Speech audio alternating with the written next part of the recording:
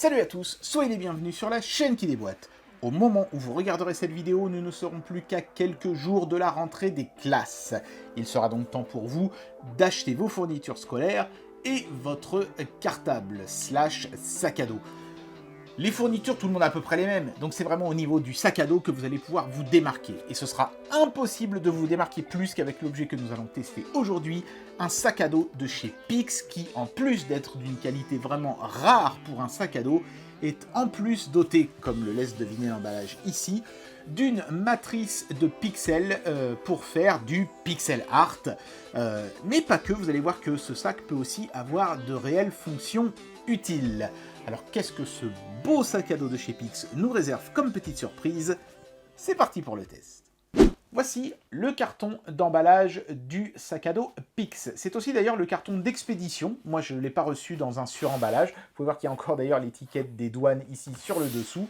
Mais le sac est arrivé en parfait état, en dépit du fait que à la poste, ils ont fait un petit trou ici à l'arrière. On est sur un carton bien costaud, et pourtant tout léger, ce qui me fait dire que le sac à l'intérieur va être léger aussi. C'est déjà un premier point extrêmement positif. On peut voir que le sac ici livré est la version grise. En fait, il y a deux versions, la version grise et la version noire. C'est juste un sac plus ou moins sombre en fait. Il n'y a pas de coloris extravagant comme du vert, du rouge, du bleu. Mais ça va venir sur une prochaine version de leur sac qui s'appellera le Pix Mini. Je ne sais pas si on aura l'occasion de le tester. Et alors pour ceux qui se posent la question, pourquoi tester le sac de chez Pix et pas celui de chez Divoom par exemple, eh bien en fait, le sac à dos de chez Divoom est arrivé quasiment 2 ans après celui de chez Pix. De là à dire que Divoom s'est clairement inspiré, bon, n'ayons pas peur des mots, à copier Pix, il n'y a qu'un pas qui est vite franchi. Donc je me suis dit, tant qu'à faire, autant tester l'original. En plus, ils ont été super sympas chez Pix. Je suis tombé sur leur pub sur Facebook. J'aurais envoyé un mail, j'aurais dit, j'aimerais bien tester votre sac. Et immédiatement, ils ont accepté de m'en envoyer un. Je ne pouvais clairement pas refuser. Allez, on passe tout de suite au déboîtage. Pas bien compliqué le déboîtage d'un tel sac. On ouvre le volet ici sur le dessus. Et ensuite, ça s'ouvre à la manière d'une boîte à pizza. Hop là, c'est très joli. Et on tombe directement sur le sac dans un chouette sachet plastique. C'est presque érotique comme toucher. On va le sortir. Donc là, il remplit bien la boîte. Il n'y a vraiment pas beaucoup de place de perdu. C'est plutôt bien. Et il n'y a rien d'autre. J'imagine que tout ce qui est notice et compagnie se trouvera à l'intérieur du sac. À noter qu'un certain nombre d'instructions sont déjà imprimées à l'arrière du carton. Il y a même les QR codes ici pour télécharger l'application mobile sur son smartphone, application qui permettra de contrôler le sac et que bien sûr je vais vous montrer dans un instant. Maintenant, on va regarder le sac d'un petit peu plus près. Les premières impressions que j'avais en tenant le carton entre mes mains se confirment une fois qu'on a le sac. C'est tout léger, le sac ne pèse absolument rien. Ça, c'est un bon point, parce que évidemment, quand un sac est lourd, vide, il l'est encore plus quand il est plein. Donc, vide, le sac doit toujours s'efforcer d'être le plus léger possible. Et c'est quelque chose que Pix a parfaitement maîtrisé avec son sac. Bravo. J'aime bien aussi le fait que le sac soit très sobre, avec vraiment cette grande surface grise sur le devant, qui ne trahit absolument pas la présence d'une matrice de LED, contrairement au sac à dos qu'on avait déjà testé, qui avait un petit affichage. Il y avait une découpe avec du plastique ici, on voyait clairement, entre guillemets, l'écran. Là, c'est totalement intégré dans la doublure du sac, et à part un petit relief gaufré sur les bords ici, rien ne trahit de la présence de la matrice de LED. Donc si vous tombez sur quelqu'un au lycée qui vous dit « Ah, monsieur, c'est interdit d'avoir un sac comme ça », vous pouvez toujours l'éteindre et plus rien ne vous trahira. Vous aurez le sac de monsieur et madame tout le monde. Il y a un petit logo Pix sur le dessus ici qui est vraiment très joli, du plus bel effet. Très très sympa. On retrouve d'ailleurs ce logo aussi sur les bretelles ici à l'arrière. Et les matériaux utilisés pour ce sac sont vraiment superbes. C'est essentiellement, je pense, du nylon. En tout cas, c'est costaud. Les coutures ne trahissent pas de faiblesse quelconque. Quand on tire dessus, même très fort, on n'entend pas de bruit de craquement ou de choses comme ça. Et les fermetures éclairs, ça c'est souvent quelque chose que j'aime bien aussi vérifier sur le sac. D'abord, elles sont jointées, il y a une sorte de petite bande de caoutchouc ici. Ça évite que notamment de l'eau puisse rentrer à l'intérieur. Et ça s'ouvre et ça se ferme avec un bon bruit qui rassure et sans aucune résistance. Donc Comme ça, on a toutes les caractéristiques d'un sac de très bonne qualité. On va regarder un petit peu son agencement au niveau des poches. L'intérieur du sac est au moins aussi joli que l'extérieur, ce qui est franchement cool. On nous évite ces matériaux hyper fins et ces coutures un peu merdiques que certains sacs ont, alors que extérieurement ils avaient l'air magnifiques. Là, c'est toujours aussi épais.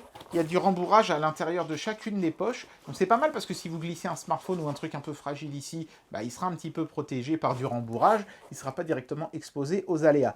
Ici, vous pouvez voir le câble qui est, vous savez, au format comme ça, ressort, hein, comme on avait sur les vieux téléphones à cadran, sur lequel vous viendrez brancher une power bank. Le câble est logoté, par contre, la power bank, elle n'est pas fournie. Ça, c'est un petit peu dommage, mais ils auraient pu en mettre même une petite qui aurait octroyé même juste 1 heure d'autonomie. Ça aurait été mieux que de ne rien mettre. Quand on voit un sac à dos 200$, qu'il n'y a pas la power bank qui est indispensable à son fonctionnement, ça fait un petit peu grincer des dents quand même. Même, je vous dis, en mettre une pas chère aurait quand même été bienvenu. Voilà, messieurs de chez Epix, si je peux vous faire un petit reproche, pour le moment, c'est le seul. Voilà, donc là, on a des poches qui sont parfaites pour mettre... C'est un peu comme une trousse, on peut mettre des stylos, des crayons, des choses comme ça. Et on retrouve le logo Pix également à l'intérieur du sac, ce qui permet d'avoir vraiment une identité visuelle forte. Là, on a une poche qui est suffisamment grande pour mettre un iPad ou un notebook ou des choses comme ça.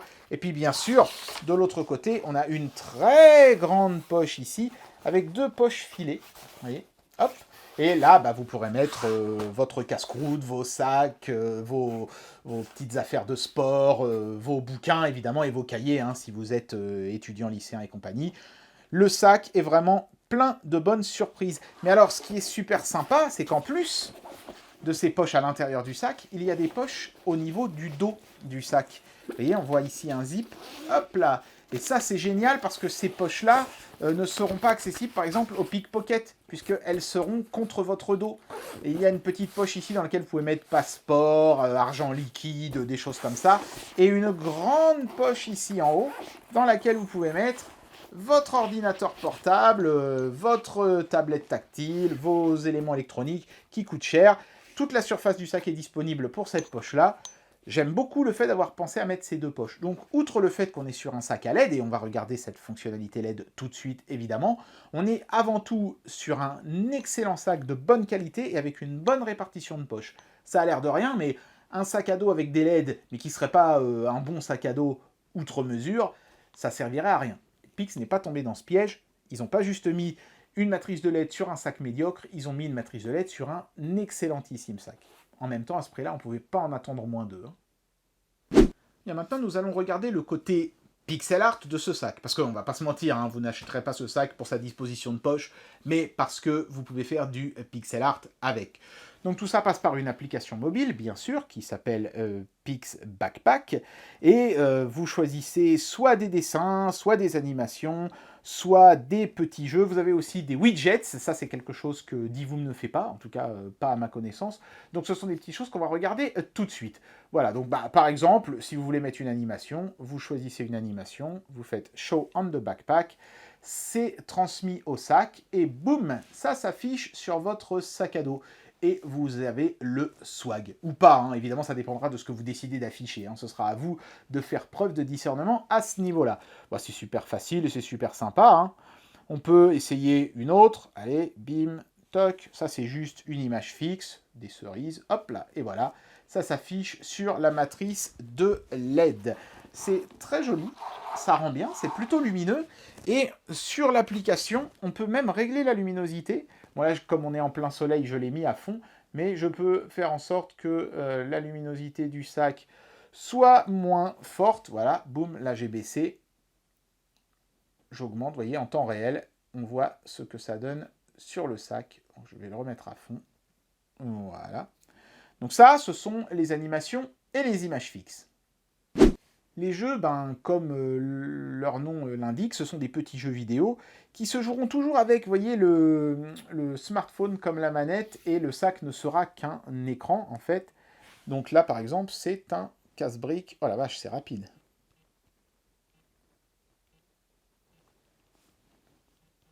Ah, c'est impossible de... Attendez, ce que je vais faire, je vais me mettre comme ça.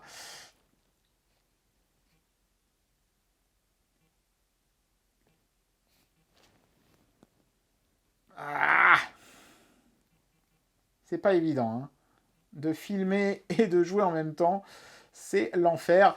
Mais voilà, vous avez un petit jeu de casse-briques, il y a un Tetris et puis il y a un Snake. 3 jeux simples, mais qui sont bien adaptés à ce genre d'affichage, évidemment extrêmement primitif. Selon moi, la fonction la plus intéressante de ce sac à dos, ce sont les widgets. Malheureusement, il n'y en a que 6, peut-être qu'il y en aura plus après quand l'application mobile sera mise à jour. Mais ça donne au sac finalement une certaine utilité qui est plutôt la bienvenue. Ce n'est pas juste purement esthétique que d'avoir une matrice de LED, mais on peut également y trouver un certain nombre d'usages pratiques. Là, on peut voir certains widgets, bon, ils sont assez faciles à comprendre, hein. Par exemple, celui-ci, c'est l'horloge. Ça va afficher l'heure sur votre sac, voilà, donc là, il est 14h36. C'est rien de vraiment ouf. Vous avez un compte à rebours ou un chronomètre, lampe torche, lancer des dés. Tout ça, c'est assez explicite. Mais ce que j'aime beaucoup, moi, c'est celle-ci, le vélo, parce que ça vous permet, quand vous êtes à vélo, à moto ou sur n'importe quoi d'autre, d'afficher ce que vous allez faire pour les automobilistes qui se trouvent derrière vous. Donc vous trouvez un petit support pour votre smartphone que vous allez fixer donc à votre vélo, à votre moto, à votre scooter, à votre trottinette électrique même, hein, pourquoi pas. Et si vous vous apprêtez à tourner à droite, vous appuyez là et hop, les automobilistes sauront que vous allez tourner à droite. Même chose à gauche, hop. Et puis si vous allez donner un grand coup de frein, vous pouvez aussi prévenir en appuyant sur stop. C'est tout con, mais c'est vachement bien foutu en fait. Ça vous permet vraiment d'être plus en sécurité en indiquant clairement aux gens qui vous entourent sur la route ce que vous vous apprêtez à faire. Parce que tendre les bras, déjà c'est casse-gueule, et puis les gens ne comprennent pas forcément ce que ça veut dire.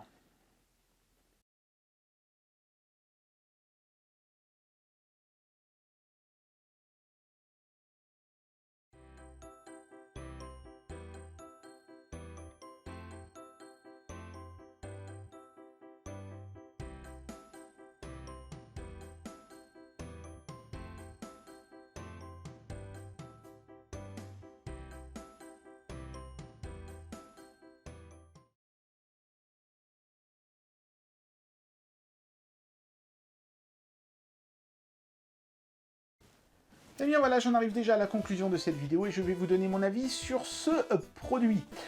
Ce sac à dos de chez Pix est évidemment extrêmement cool sur le plan visuel. C'est juste hallucinant comme Pix a bien intégré cette matrice de LED dans le sac, sans que ça en fasse un sac lourd ou pas pratique, parce que c'est avant tout un excellentissime sac. Même si on enlevait la matrice de LED, on aurait toujours un sac à dos qu'on serait vraiment enclin à utiliser parce qu'il est bien conçu, parce qu'il est pratique, parce qu'il y a plein de poches, parce qu'il est solide, parce qu'il est beau même avec la matrice de LED éteinte, ce sac est vraiment magnifique. Mais alors une fois que vous l'allumez, c'est l'apothéose, c'est l'orgasme visuel. Et en plus de ça, il y a une fonctionnalité fort pratique de widgets qui vous permet d'afficher des informations utiles sur le sac, donc vous pouvez joindre l'utile à l'agréable et c'est toujours un bonus plaisant.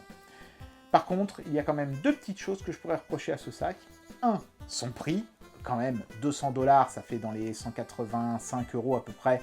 C'est cher pour un sac à dos. C'est vrai qu'il est d'excellente qualité et qu'il est magnifique, mais bon, il faut quand même sortir cette somme. C'est une somme que personnellement, si j'avais dû mettre pour ce sac, j'aurais pas regretté tellement il est bien fini, tellement il est beau, tellement il est nickel, quoi. Enfin, je veux dire, il y a rien qui puisse vous frustrer sur l'expérience, si ce n'est que, pour ce prix-là, ils fournissent pas, et c'est mon deuxième petit reproche, la powerbank, même d'en mettre une de juste 2000 mAh, histoire d'avoir, une petite heure d'autonomie, ça aurait été un petit geste sympa. Là, on n'a rien du tout, donc on met 185 balles dans le sac, et on se rend compte qu'il faudra encore mettre 15 balles de plus pour la powerbank, et mine de rien, on franchit le cap symbolique des 200 €.